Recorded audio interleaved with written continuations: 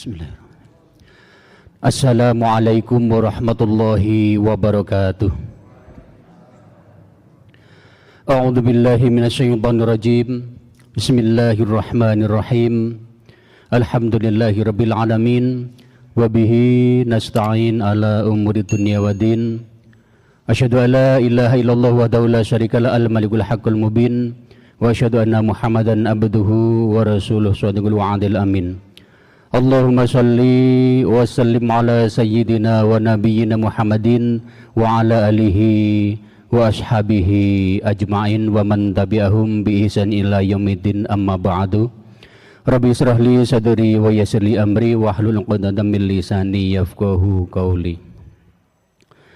Hadratul mukarramin, para bapak, para ibu, jamaah pengajian ingkang kula hormati, jajaran takmir Masjid Besar Sleman Kota yang kami hormati, Al-Akhos Akhinal Kabir Ustadz Abdur Rasid Ta'atiman wa Ikroman. Mari kita semua pertama-tama mengucapkan rasa syukur kita kehadirat Ilahi Rabbi dengan ucapan Alhamdulillahi Rabbil Alamin, yang mana kita pada malam hari ini masih diberi taufik, hidayah serta maunahnya sehingga kita dapat menghadiri acara pengajian Thalabul Ilmi. Semoga kita selalu dalam lindungan dan ridhonya, amin Allahumma amin.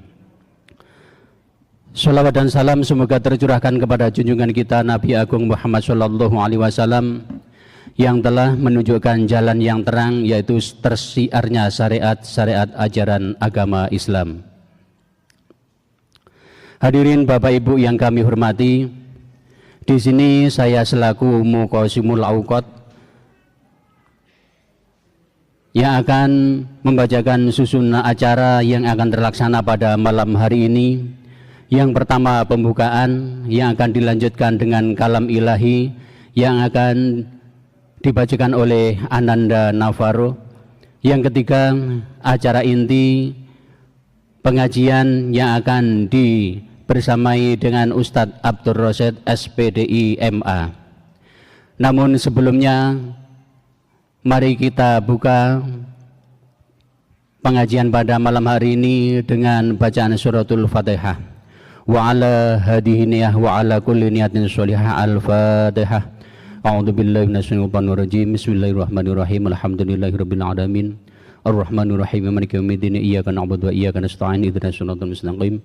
Shiratal ladzina an'amta 'alaihim ghairil maghdubi 'alaihim waladdallin. Amin. Acara yang kedua yaitu pembacaan kalam ilahi yang akan dibawakan oleh Ananda Navarro, surat Yunus ayat 57 sampai 59. Waktu dan tempat kami persilahkan.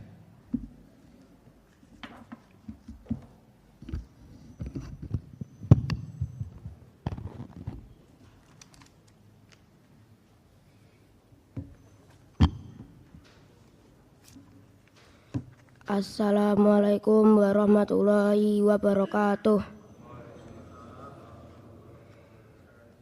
A'udzu billahi minasyaitonir rajim. Bismillahirrahmanirrahim.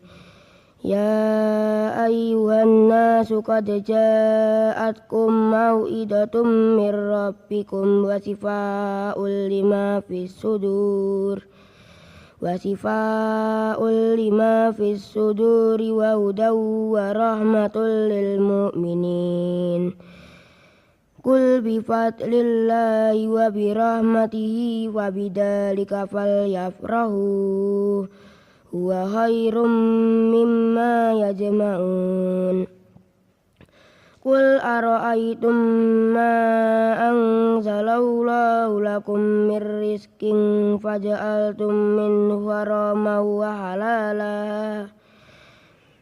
Qul Allahu adina lakum am alallahi taftarun. Sadaqallahul adzim. Wassalamualaikum warahmatullahi wabarakatuh.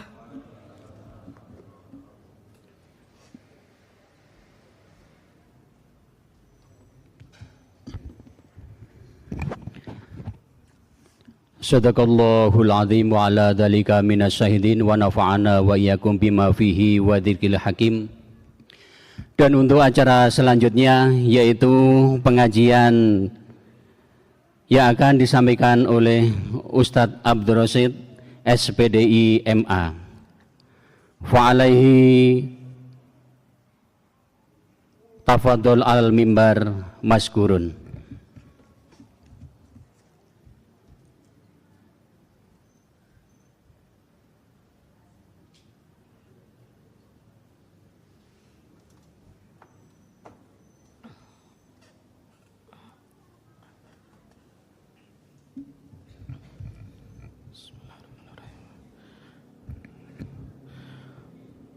Assalamualaikum warahmatullahi wabarakatuh.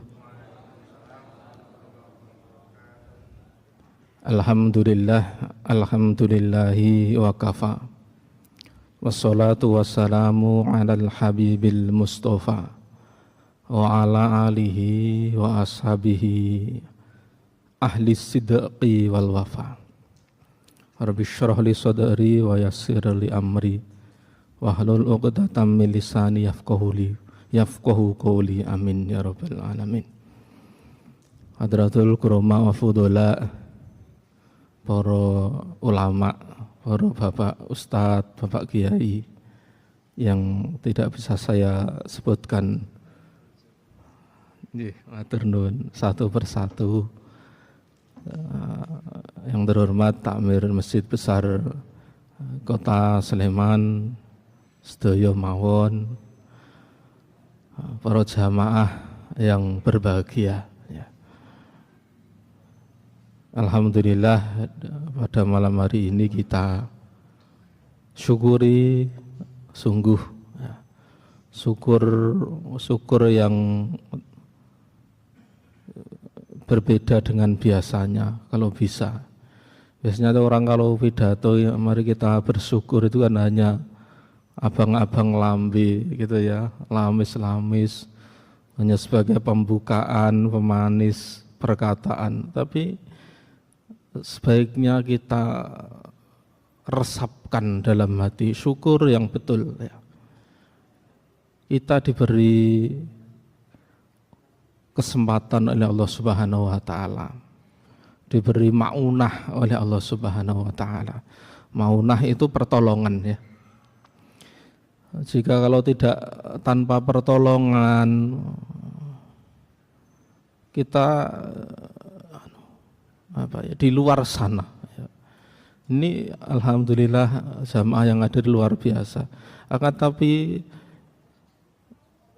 umpama dibandingkan para jamaah yang hadir yang banyak sekali ini dengan yang di luar sana, nyuwun sewu ya, yang tidak hadir maksudnya ya itu.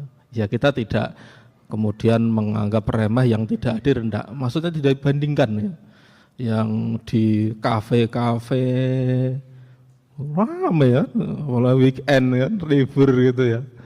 Ya. Di tempat-tempat nongkrong lebih banyak dari jenengan-jenengan gitu ya. Lah kita di sini niatnya cari ilmu. Ya. Dan itu merupakan kewajiban ya.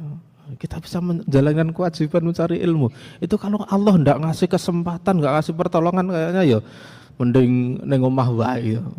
Nyekrol HP gitu ya. Ya ibu-ibu ya banyak TikTokan itu. Kok tahu ya, saya sering juga gitu.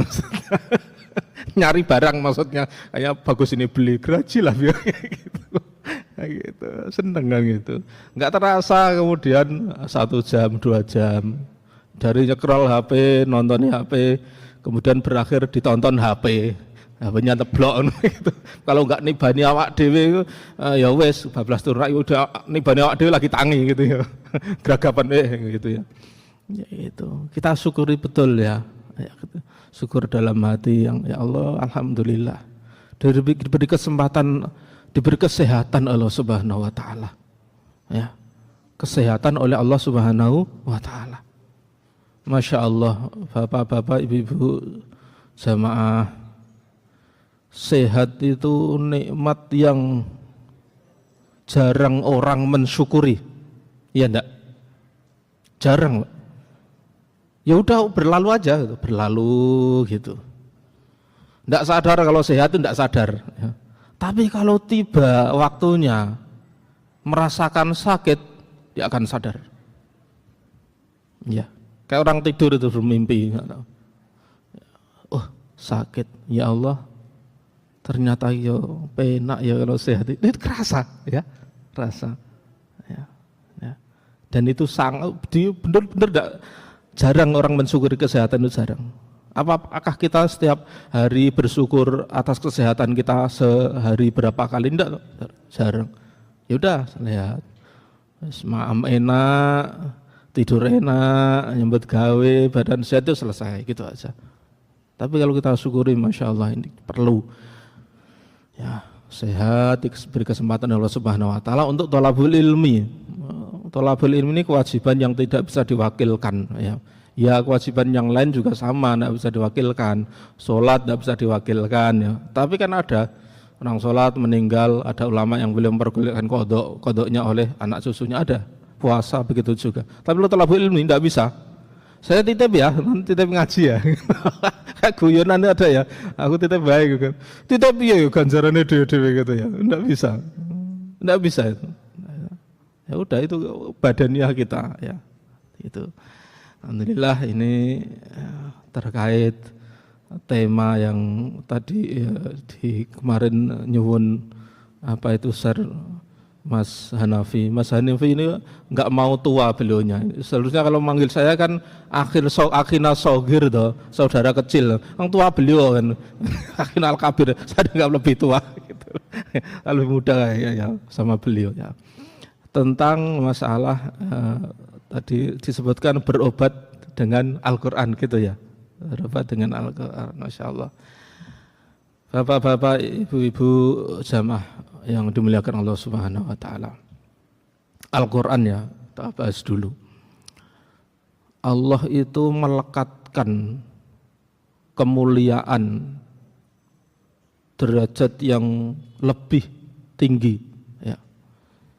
Salah satunya bahkan termasuk inna akramakum indallahi atqakum. Jadi sungguhnya yang paling mulia di antara kalian adalah ketakwaan, yang paling bertakwa. Akan tapi ada hadis yang mengatakan bahwa lebih utama ya. Orang-orang ini bertakwa, orang utama. Tapi ada yang bisa lebih utama lagi. Itu ketika Al-Quran melekat padanya, ya kan? Dalam hadis disebutkan apa? Oh, jadi lupa. Khairukum man ta'allamal Quran. Ya. Sebaik-baik kalian itu orang yang belajar Al-Quran. Wa 'allamahun nas. Dan ketika sudah bisa, dia mengajarkan pada orang lain. Sebaik-baiknya itu. Jadi umpama ada sini semuanya orang bertakwa, menjalankan perintahnya, menjauhi larangannya. Akan tapi ada 1, 2, 3 yang dia belajar Al-Quran, dia mengajarkan Al-Quran pada orang lain. Itu yang lebih utama. Lebih utama dari yang lebih utama. Al-Quran ya. Dilekatkan pada khairukum man ta'allamal Quran wa 'allamahun nas. Dalam tema disebutkan berobat dengan Al-Quran, ya, itu berobat dengan Al-Quran. Beberapa diksi atau mufrodat kata obat dalam Al-Quran di ayat-ayat namanya ayat-ayat syifa, ya, ayat-ayat syifa. Contohnya tadi yang dibacakan oleh adik, Masya Allah, luar biasa ya. Mau'idatum mir rabbikum wasyifaun. Nah, ada wasyifaun, sifaun itu artinya obat. Berapa? Al-Quran ada 6 ya, 6 atau 7 ya. Itu ayat-ayat yang ada lafadz syifa, obatnya. Ya. Wa nunazzilu minal Qur'ani ma huwa syifaa'u wa rahmatul lil mu'minin wala yazidudz zalimina illa khasara. Ini ayat yang sering dibaca ketika pas gugah-gugah tahajud itu ya. Wa nunazzilu minal Qur'ani ma huwa syifaun, dan aku turunkan dari Al-Qur'an ma huwa syifaun, apa? Sesuatu yang menjadi obat. Ada. Qul huwa lilladzina amanu hudaw wa shifaa. Muhammad, kul, ucapkan wahai Muhammad, huwa lilladzi, huwa Al-Qur'an, lilladzina amanu, bagi orang-orang yang beriman, orang-orang meyakini beriman. Hudan adalah petunjuk, wa shifaun, dan obat. Ya, itu ada. Itu yang terkait dengan Al-Qur'an. Memang melihat tafsiran sifat tersebut, merujuknya hampir 95% tafsiran itu bahwa Al-Qur'an itu adalah obat dari kebodohan alias ketidaktahuan.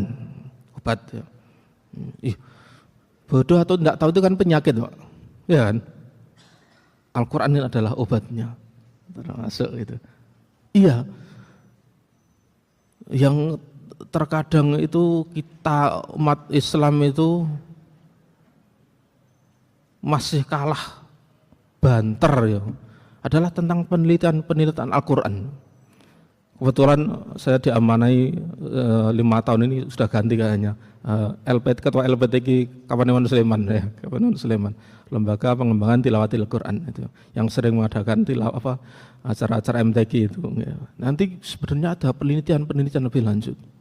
Karena Al-Quran itu sumber ilmu yang luar biasa. Bahkan orang-orang Barat itu kan mengakuinya, meskipun gengsi ya. Jangan browsing aja itu. Bagaimana pengetahuan dalam Al-Quran. Satu contoh kecil yang pernah saya baca itu Quran surat Al-Alaq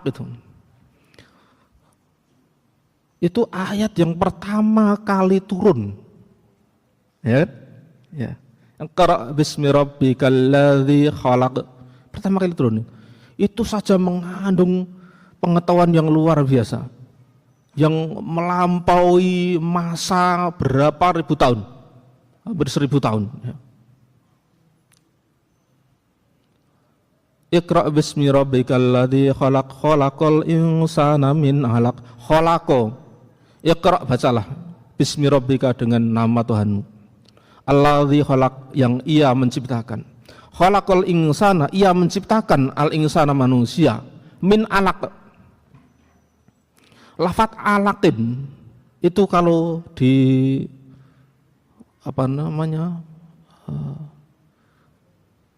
kata mufradat itu, kalau pendekatan pendekatan bahasa itu loh ya. Alaq itu kalau banyak dimaknai adalah lintah. Alaq itu maknanya lintah. Ngertos pirsa lintah ya.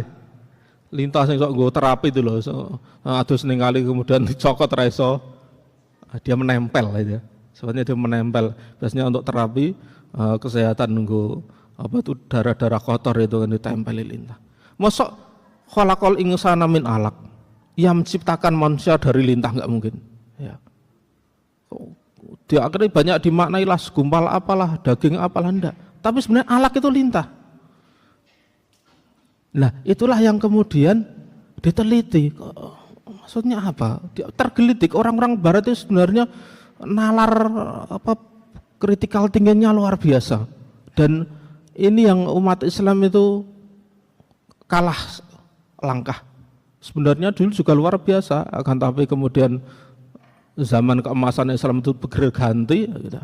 Jadi alaq akhirnya diteliti. Ini yang menjadikan saya baca itu profesor Perancis itu, dia mendalami ayat ini, kemudian kalau tidak salah dia memeluk Islam. Alaq ini apa? Kalau di penciptaan kedokteran modern ya, ketika sel sperma dan sel telur itu bersatu, kemudian dia akan menempel, menempel di dinding rahim. Loh, itu 1400 tahun yang lalu loh, Pak. Kalau tidak salah yang saya ceritakan yang profesor itu baru sekitar belum ada 20 tahun. Itu 1400 tahun yang lalu Quran sudah menceritakan. Itu apa tidak melampaui zaman itu? Coba waktu itu piye caranya menceritakan gitu ya. Ternyata sampai kiamat, karena memang Quran itu sifat ijaznya, mukjizatnya adalah selamanya. Ya, selamanya. Baik ijazul lafzi, lafadznya tidak bisa diayali, maupun ijaz pengetahuannya. Ya. Ini Quran sebagai sifat obat ketidaktahuan, termasuk juga obat bagi akidah-akidah, kepercayaan yang batil. Ya, zaman-zaman waktu paganisme itu kan banyak menyembah di zaman jahiliyah. Obat Al-Quran menyebutkan kul huwallahu ahad. Kul Muhammad ucapkan huwallahu ahad. Dia adalah Allah ahad, yang satu. Nah, satu konsep. Dan itu sebenarnya juga sudah termaktub di kitab-kitab yang terdahulu, akan tapi kemudian banyak penyelewengan ya. Banyak Tuhan, banyak itu kan Quran menegaskan lagi ya. Seperti itu akidah yang batil, obat atau tombol dari akidah-akidah yang batil. Itu untuk beberapa tafsiran tentang lafadz syifaun. Akan tapi para jamaah, kalau membahas tentang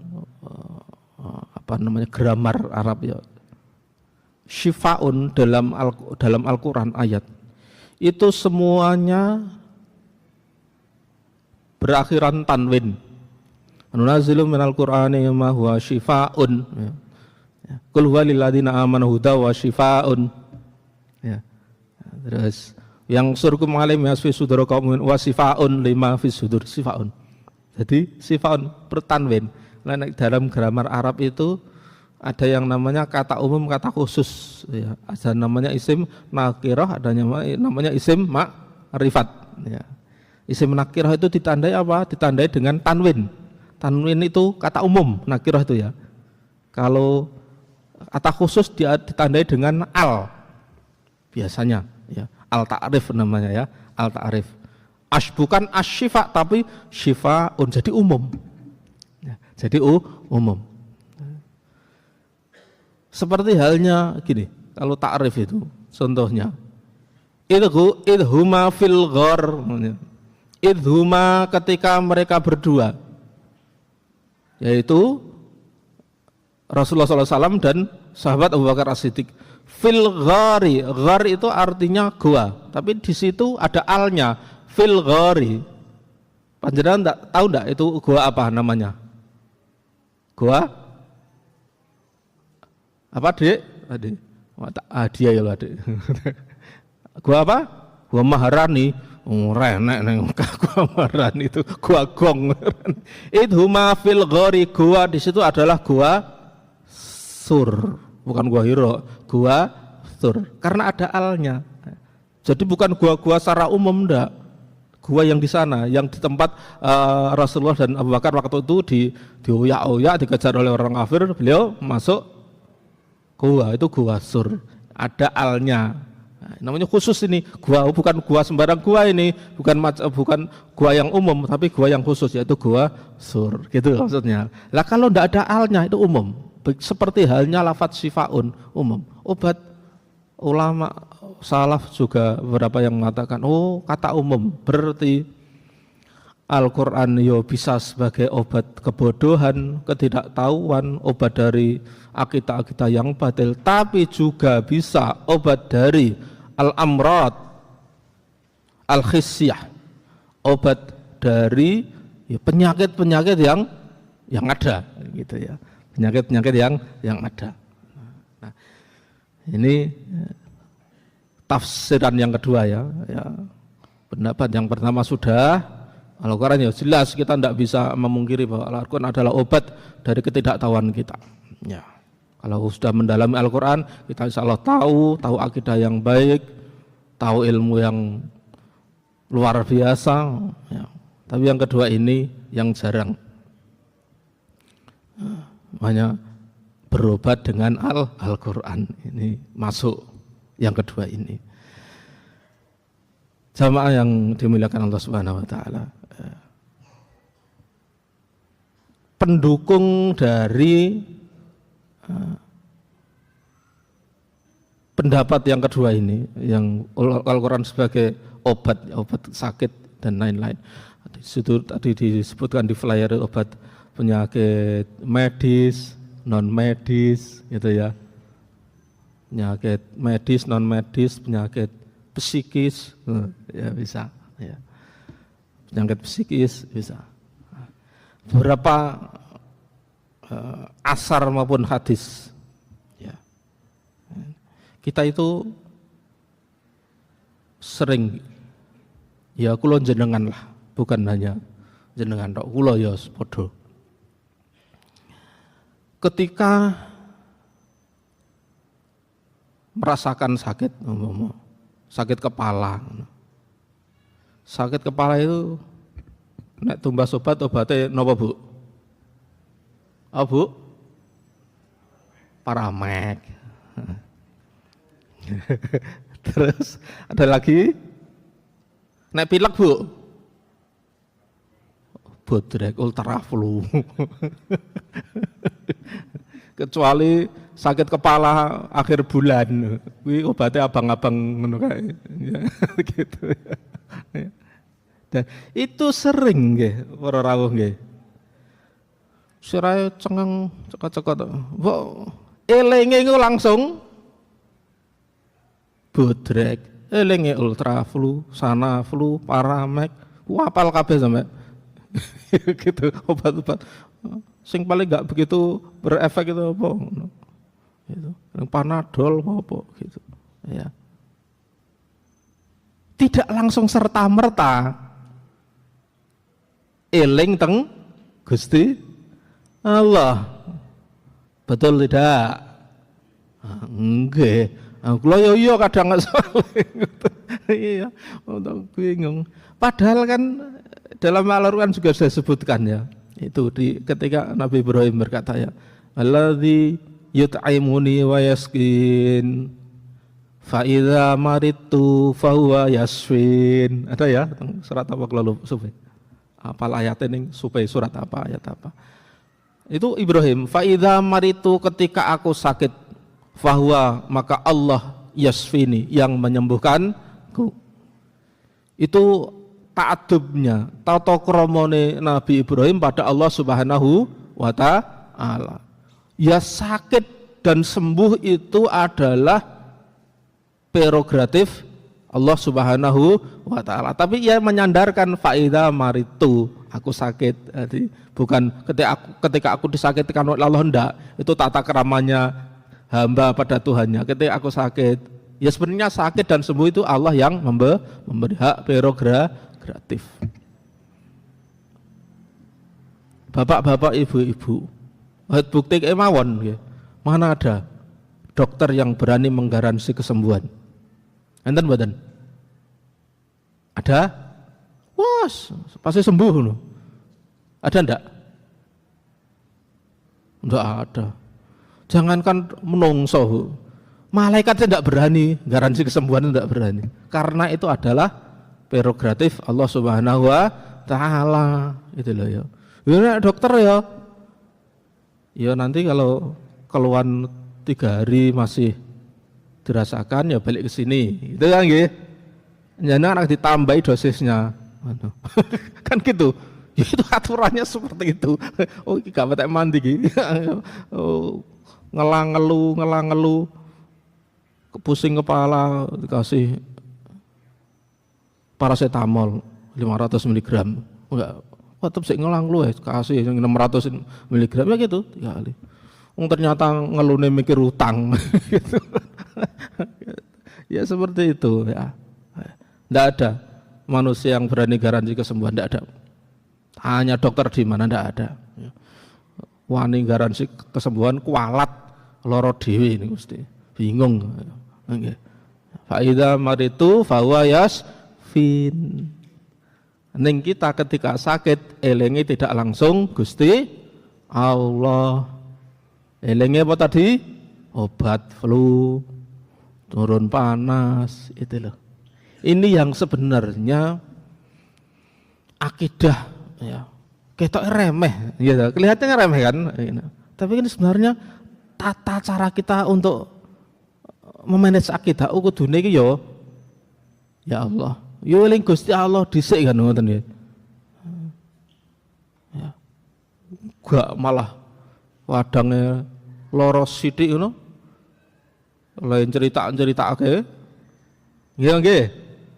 Oh, setiap flu apa sene hidung tersumbat lho. Semprot-semprot no.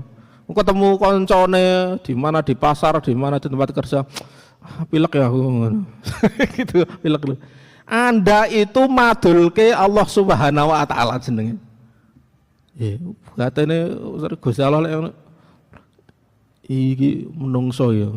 Tak kae nikmat sing sehat ya ora tau diomong-omong. Ya kayak loro sithik aku diomong-omongne kancane kok. Ngoten iya betul itu nek menungso ngono kuwi. Oh jan ngono. Wis loro sithik diomong-omongke kancane. Ya jenenge madulke Gusti Allah.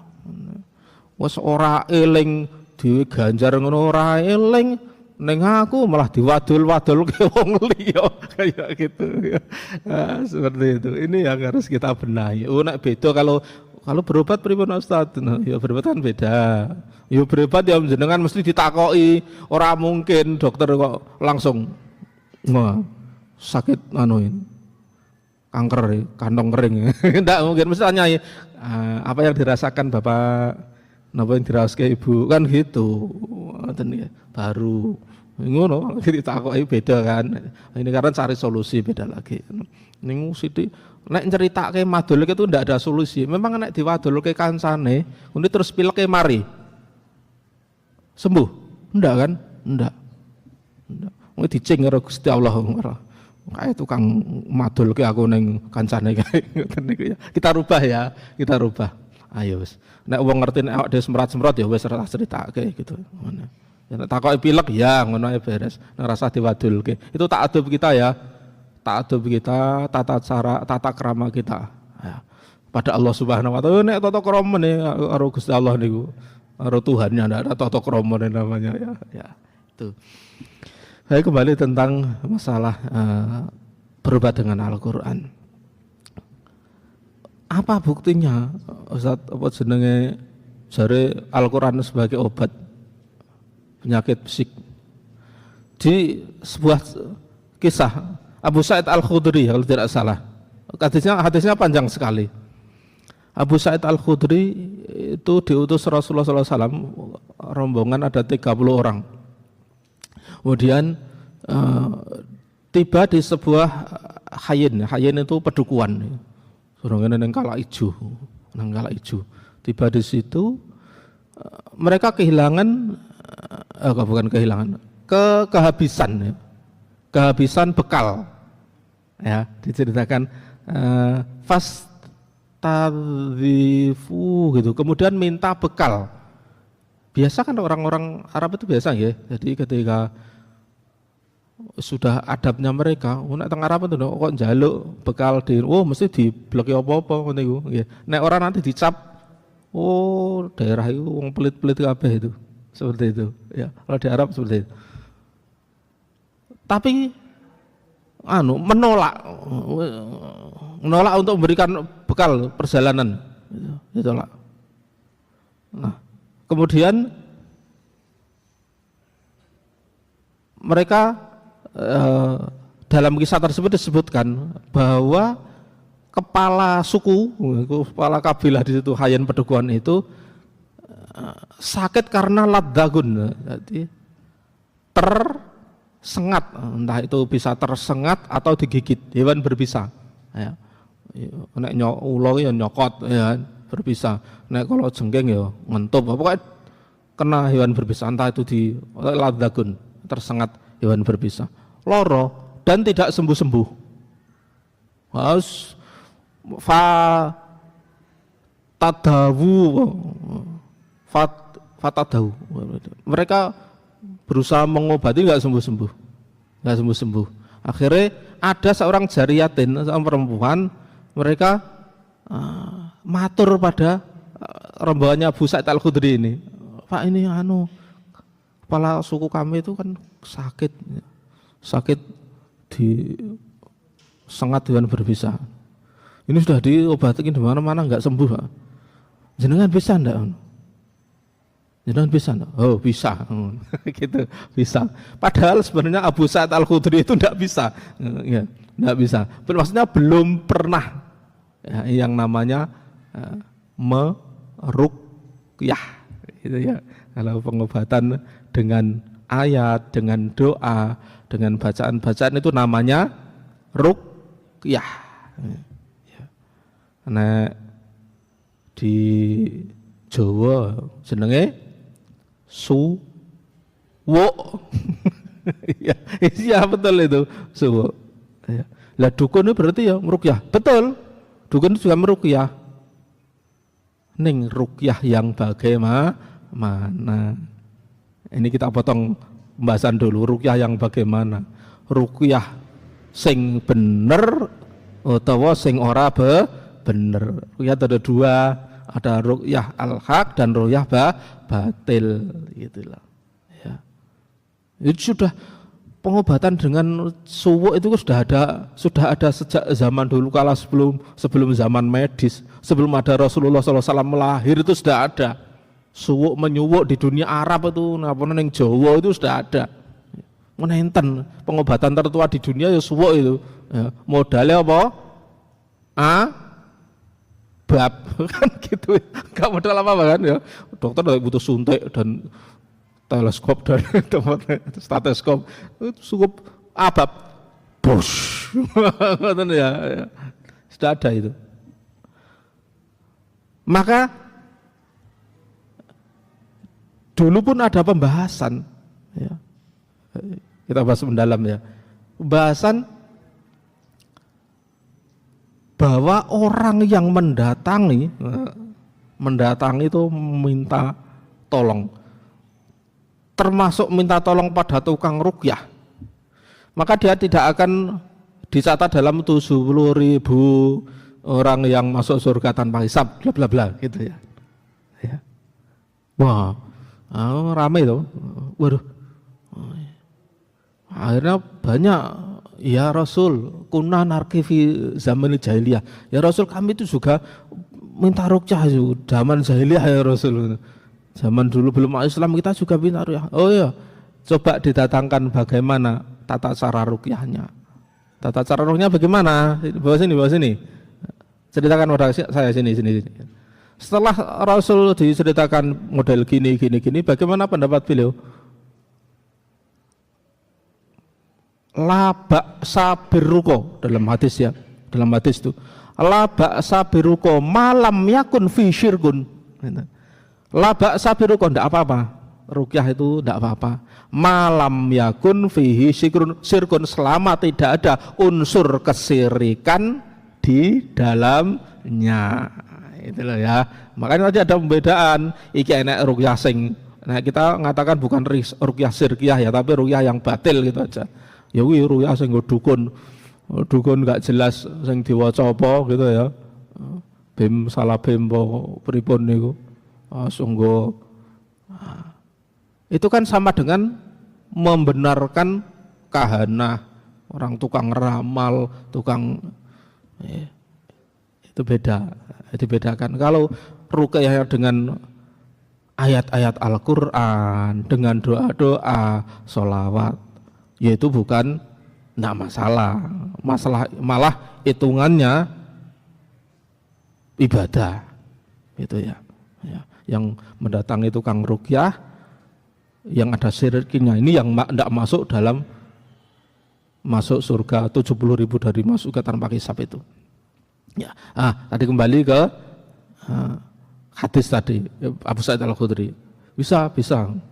Akhirnya dibacain apa? Cuma dibacakan Ummul Kitab. Ummul Kitab yang tadi dibaca untuk membuka pengajian oleh Ustaz Hanafi tadi. Al-Fatihah. Tok. Iya. Gitu dia. Dibacain Al-Fatihah tok.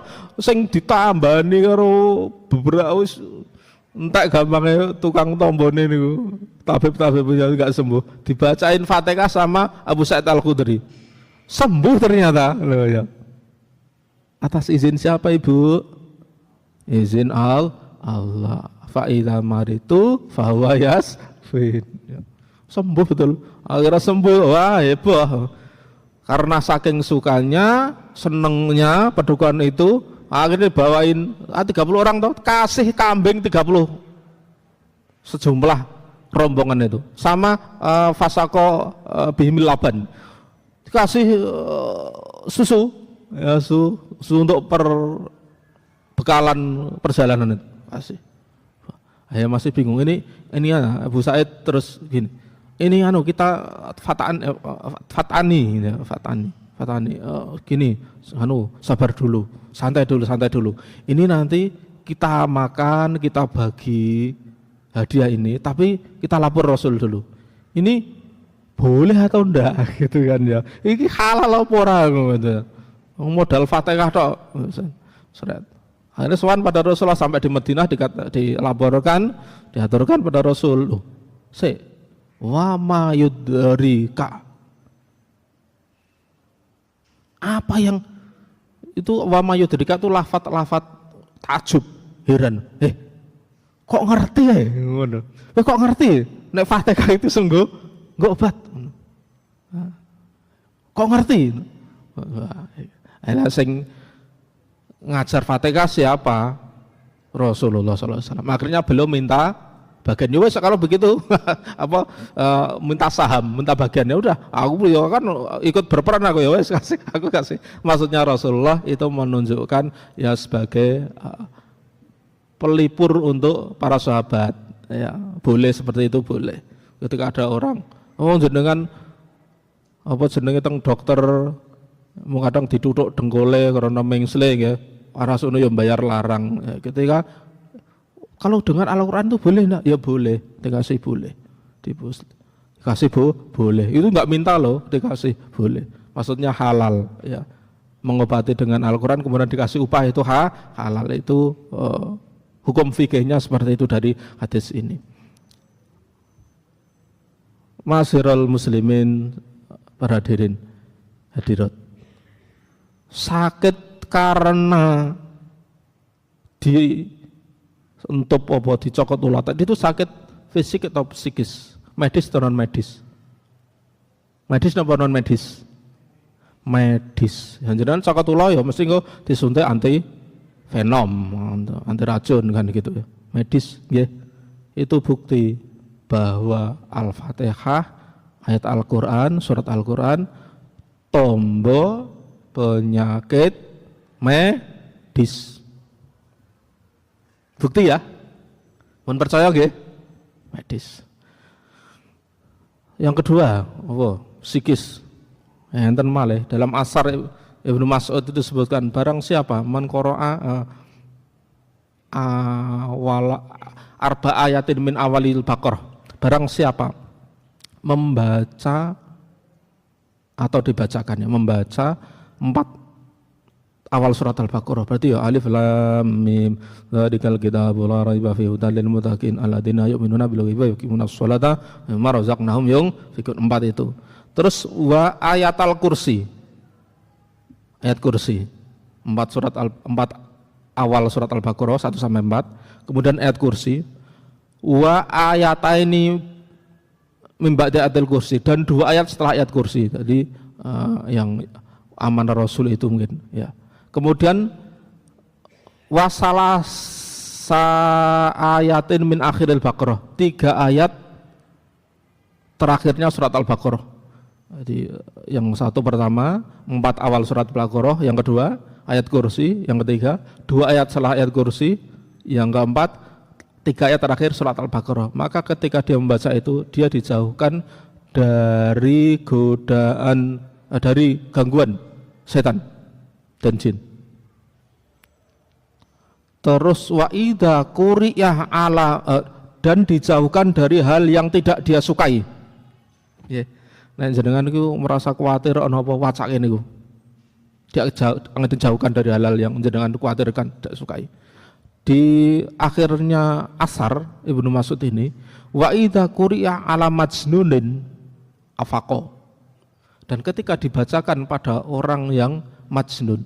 Majnun itu ya orang yang terkena gangguan psikisnya, tapi sudah pol gitu ya, schizofrenia bahasa psikologisnya ya, schizofrenia. Orang mung depresi kan ya, depresi, stres, kemudian depresi, nek ora ketututan deleming dhewe kan, halusinasi, jadi schizofrenia. Ketika 4 ayat tersebut dibacakan pada orang yang majnunin itu, yang terganggu akalnya, afaqo, insya Allah sembuh. Afaqo maknanya sembuh gitu. Sakit apa Bu? Bapak? Psikis. Al-Quran sebagai obat sakit psikis. Ya. Terus tadi medis, psikis, sing non medis ya kesurupan, nopo macam-macam ngoten niku ya, gangguan sihir ya ada Mang Bapak nggih, Bapak Ibu nggih. Kita tidak memungkiri karena memang Al-Qur'an juga menyebutkan sihir itu ada di dunia ini. Ya. Itu di surat tentang Nabi Sulaiman itu kan. Ya. Wa ma kafara Sulaiman walakinna sayatin kafaru yu'allimuna nasa sihr. Ketika 2 malaikat itu diturunkan oleh Allah Subhanahu wa taala ke bumi untuk mengajari manusia apa? Sihir itu ya termasuk santet, apa itu namanya sihir ya, mencelakai orang dengan sesuatu, bacaan dan lain-lain, itu sihir namanya. Itu sudah ada sejak dulu. Yufarriquna bainal mar'i wa zauji. Sihir waktu dulu itu Nabi Sulaiman memisahkan antara mar'i wa zauji, antara seseorang dengan istrinya, suami dengan istri, istri dengan suaminya. Sudah ada dulu itu, ya. Itu memang ya malaikat yang mengajari, tapi mengajari supaya menjaga. Ini seperti itu. Ning manusia menggunakan untuk keburukan. Ya, itu bagaimana ya diruqyah. Itu sakit non medis. Ya. Bapak Ibu yang dimuliakan Allah Subhanahu wa taala. Ini kebetulan saya juga mohon doa dari panjenengan semua. Saya sendiri ini sedang diuji Allah Subhanahu wa taala. Istri saya 2 minggu yang lalu itu sebenarnya sudah lama merasakan, tapi ternyata ketika di fase ke-1 dikatakan nanti enggak ada rujukan. Ternyata setelah 2 tahun merasakan sakit itu, ketemu kena penyakit kanker di rektum, usus besar, 2 minggu yang lalu.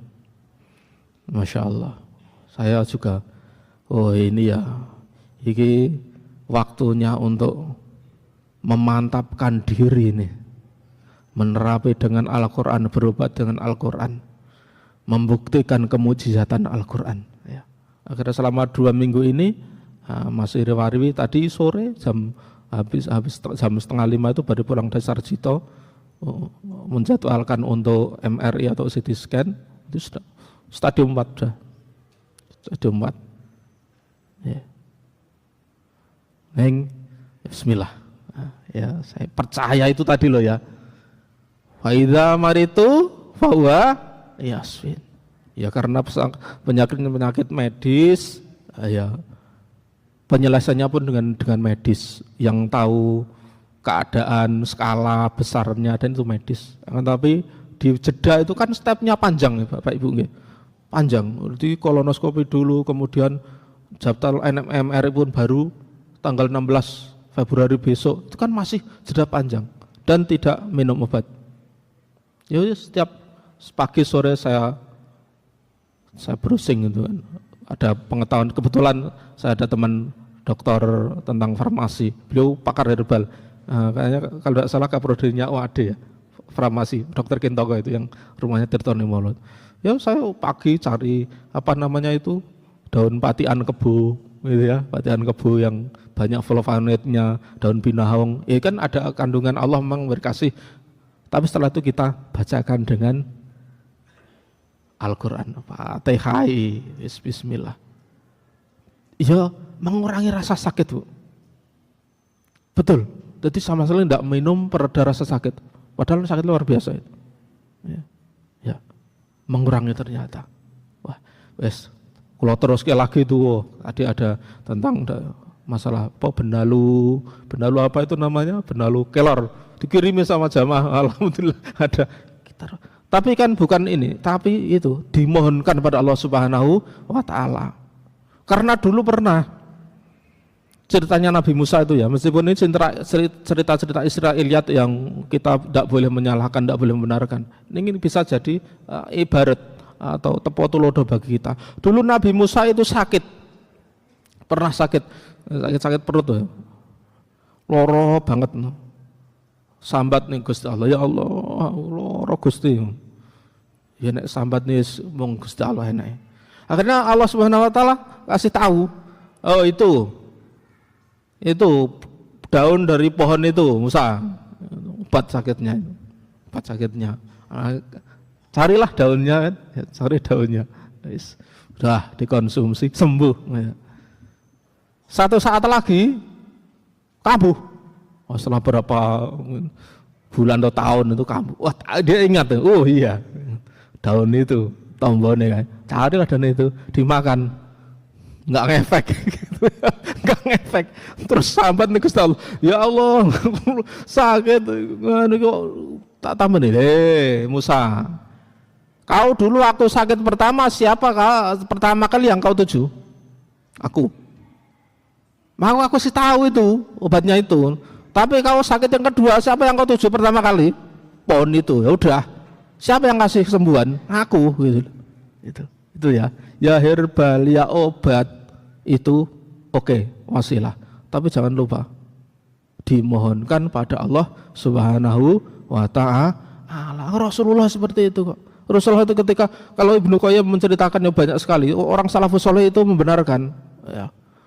Ayat-ayat nih Ibnu Taimiyah dan lain-lain itu kalau dia pilek, beliau Ibnu Taimiyah itu kalau pilek ya, keras pilek itu. Beliau tulis ayat ini kebetulan saya tidak hafal beberapa ayatnya. Ayat yang tertentu sebenarnya maknanya hampir menyerupai. Ya ardu bla'i ma'aki itu. Wahai bumi ambleskan hilangkan airmu. Nah, seperti itu kan hampir sama. Itu senada gitu maknanya. Beliau tulis, dia tempelkan di batok yo waras sih. Kan Ibnu Taimiyah itu ceritanya di Zadul Ma'ad itu kan. Jadi Al-Qur'an itu luar biasa. Ya. Apalagi Al-Fatihah. Ya setiap saat bikin ramuan tak bacakan Al-Fatihah. Bismillah. Doanya moga-moga tiba waktunya MRI malah ternyata kok sampai mati kankernya. Oh, ini kan saya akan semakin mantap karo Al-Qur'an. Ini saya ono ragu ono sithik, wedi to nggih. Siapa yang enggak takut dengan kanker stadium 4 itu gampang dengan keluhan sakit yang setiap hari. Ini berkurang alhamdulillah. Sedikit demi sedikit alhamdulillah. Ngoten nggih Pak. Ini akidah kita. Sakit Allah yang kasih sembuh. Ketika Allah kasih dawa, semua sakit itu kalau sudah ketemu dawanya ya. Dak itu ketika ketemu dawanya, dak itu sakit, dawa itu obat, itu sudah sembuh. Kecuali memang yang menyebabkan mati beda, atau sakit pikun ya udah selesai. Ya, ilal haram, pikun beda lagi. Kalau pikun tidak ada obatnya itu sudah selesai. Ya, semoga ini memperbaiki akidah kita ketika semua orang akan diuji dengan sakit. Kita kembali pada Allah Subhanahu wa Ta'ala. Termasuk Ibnu Qayyim Al-Jauziyah menafsiri ayat penutup ya. Dalam ayat disebutkan Wa qala ar-rasulu ya rabbi inna qaumi ittakhadhu hadzal qur'ana mahjura. Wahai ya waqala Rasul berkata, ya Rabb, ya Tuhan, wah ya Rabb, ya Allah, ya Rabb, inna qaumi ittakhadhu hadzal qur'ana mahjura. Sesungguhnya kaumku tidak begitu mengindahkan Al-Qur'an. Hajrul Qur'an itu tidak begitu mengindahkan Al-Qur'an, tidak begitu menggabres Al-Qur'an. Tidak mengindahkan Al-Qur'an itu satu, ada 5 menurut Ibnu Qayyim al-Jauzi. 1, tidak membacanya. Orang apa ini jenenge maca ora gelem. Nomor 2, tidak menggali hukum di dalamnya, tidak menuruti hukum di dalamnya. Yang ketiga tidak, 4 ya, ada 4 atau 5 ya. Yang ketiga tidak menjadikannya sebagai tahkim ketika ada perbedaan pendapat kembali ke Al-Quran. Al-Quran ini gitu ya. Pendapat masalah waris dan lain-lain ketika ya nek saling ridho ndak masalah, tapi ketika siji gak ridho balikan pada Al-Quran piye gitu. Hukum waris itu. Oke. Nek antarodin sama-sama sebenarnya kamu bagian gini, tapi kalau adik paling kecil wis entuk akeh, ya beda lagi kalau saling ridho. Tapi ketika ada perselisihan balik ke Al-Quran. Kalau tidak balik ke Al-Quran namanya tidak mengindahkan Al-Quran. Yang terakhir apa? Tidak menjadikannya sebagai obat. Itu kata Ibnu Qayyim al-Jauziyah. Semoga kita termasuk hamba-hamba yang semua mengindahkan Al-Quran dalam segala hal. Amin ya rabbal alamin. Saya mohon maaf segala kekurangan, banyak kesalahan. Saya akhiri. Assalamualaikum. Sekalian doa. Ya, monggo doa bersama-sama. Bismillahirrahmanirrahim. Bismillahirrahmanirrahim. Alhamdulillahirabbil alamin. Allahumma shalli ala Muhammadin wa ala ali Muhammad. Allahumma inna nas'aluka ilman nafi'an wa amalan mutaqabbalan wa rizqan wasi'an halalan mubarakan wa ribatan mubarakan wa husnal khatimah. Allahumma ja'alna sayyidini. Allahumma la tafdhahna yaumal qiyamah. Allahumma wafiqna lil khair. Rabbana anzilna munzalan mubarakan wa anta khairul munzilin. Allahumma barik lana fi auladina wa talamidina wa la tadurrahum wa wafiqhum li ta'atika warzuqna birhum. Rabbana atina fid dunya hasanah fil akhirati hasanah wa qina adzabannar. Wa sallallahu ala Muhammad walhamdulillahi rabbil alamin. Assalamualaikum warahmatullahi wabarakatuh.